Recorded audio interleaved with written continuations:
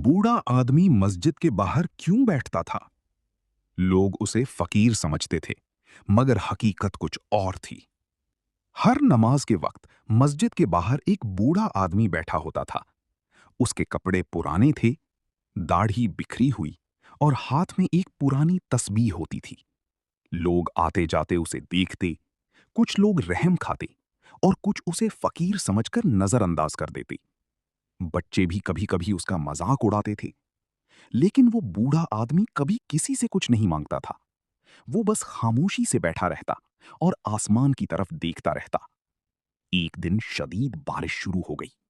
सब लोग जल्दी जल्दी मस्जिद के अंदर चले गए, मगर वो बूढ़ा आदमी फिर भी बाहर बैठा रहा। इमाम साहब ने ये देखा तो फौरन बाहर आई।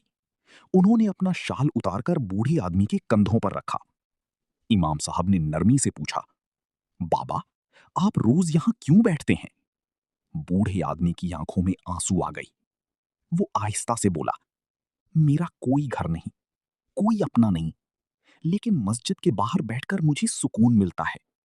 फिर उसने आसमान की तरफ देखा और कहा, मैं यहां बैठकर हर आने जाने वाले के लिए दुआ करता हूं कि अल्लाह सबके गम आसान कर दे। ये सुनकर इमाम साहब की आंखें भर आईं। उन्होंने मस्जिद के लोगों से कहा, कभी किसी को उसके कपड़ों से मत पहचानो। कुछ लोग अल्लाह के बहुत करीब होते हैं। हर